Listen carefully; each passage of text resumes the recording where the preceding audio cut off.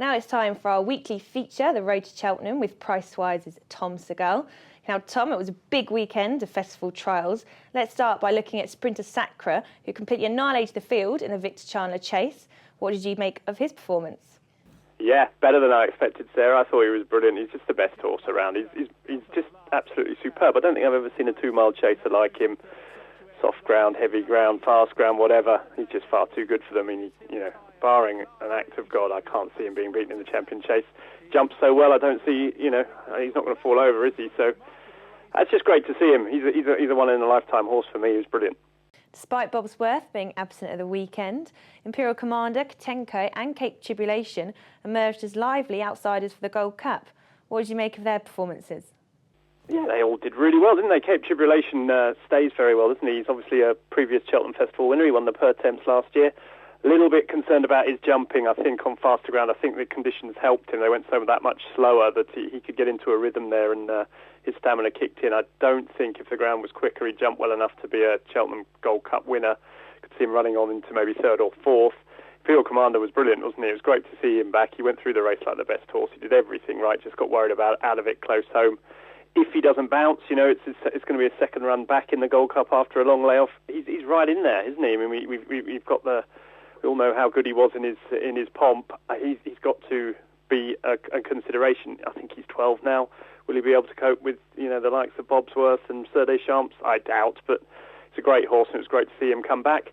Katenko's just improving fast, and he does nothing wrong. He jumps so well, which is his big key. He never put a foot wrong, did he, in that handicap? Obviously, massive step up into Gold Cup class, but he jumps so well. Whether stamina could be an issue, I don't know. I wouldn't know if he'll stay that trip really well. He seemed to get worried out of it a bit at Ascot 3 starts ago, but he's improving fast. So he's got a bit to go. He's not my idea of a Gold Cup winner, but I can see why they're going that way. I mean, you just don't know how good he could be.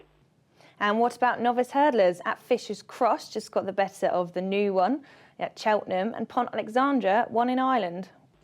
Yeah, I thought PONT ALEXANDRE was the star of the show, really. I think he's a class above from what I've seen so far. Don't know how he'll go on the better ground, but Willie Mullins has always said that he wants better ground.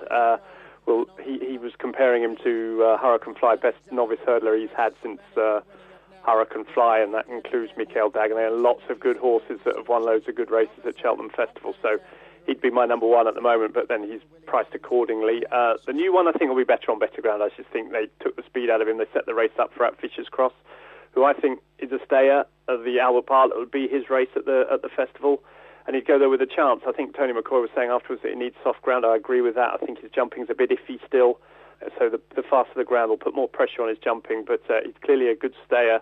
Plenty of stamina there, and so the Albert Bartlett could be the race for him. Rev Sivela is now 5-1 for the Wales Hurdle after beating Oscar Whiskey in the Cleve Hurdle at Cheltenham. What did you make of that performance? Yeah, I have to admit I was a bit disappointed with Oscar Whiskey. After the race, I think they were saying that he never gave him the same feel he does in previous races. I think he should have picked up Rev Sivela. I thought it was a sort of a Mickey Mouse race. I mean, Knock-Arabo was a little bit close to them for it to be a properly run race. I think Rev Sivela would have liked a stronger pace. I think he's an out-and-out stayer. I think he would go into the World Hurdle with a decent each-way chance on soft ground and off a strong pace. Oscar Whiskey, I think, is just a classier horse, and if the ground quickens up, I think he'd be the one of the two that I would prefer to back for the World Hurdle. Beneficent was an easy winner in the Arkle Chase at Leopardstown after Arvika Legionnaire took a crashing fall. What did you make of that race? Well, it was just a catalogue of errors, wasn't it? Oscar's Wells has become a disappointing horse for me. I thought when he ran in the Cheltenham race in the Neptune that year, and he sort of cantered through the race and made a mistake at the last, I thought he was going to be the next big thing, but he's become a bit disappointing. I don't think he likes that soft ground, so Beneficent was going to beat him quite easily, I think, before he made the mistake at the last. Arvika Legionnaire just made a silly error. It was just a nonsense of a race, really, because the two big ones didn't get their act together.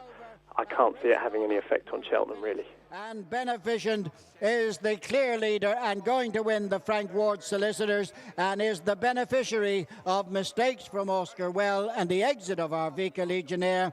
And Beneficent and Brian Cooper will win for Tony Martin.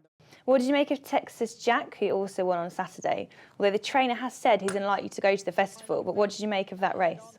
Yeah, I thought the interesting horse was the second horse there. I think it was one of Jim Colotti's Lord Windermere. I think he's going to appreciate the step up to 3 miles, probably even further. Texas Jack, as you say, probably won't go to the festival. I think he might be an interesting horse. I'm not sure he's quite class enough for the RSA. There's going to be some good horses in that this year. A race like the 4 miler, the National Hunt Chase, might be more his cup of tea. The race, Welsh National Second Tee for 3-1 last year. I think that's the sort of race that I could see him running really well in. I think the connections are planning on going for the RSA, and he's a good horse, so you know, and you could see him running well. But I think there might be one or two too classy. But Lord Windermere is definitely a horse I would keep on the right side of. And Hurricane Fly looks to be back to his best. Is he the one they've got to beat in the Champion Hurdle? Well, he's got to be right in there with a shot, hasn't he? But he's 3-1 favourite after getting beat last year. I mean, not many horses come back and regain their crown. I can see him running well again, of course, and he's a very, very, I think he's only been beaten twice over hurdles or whatever it is.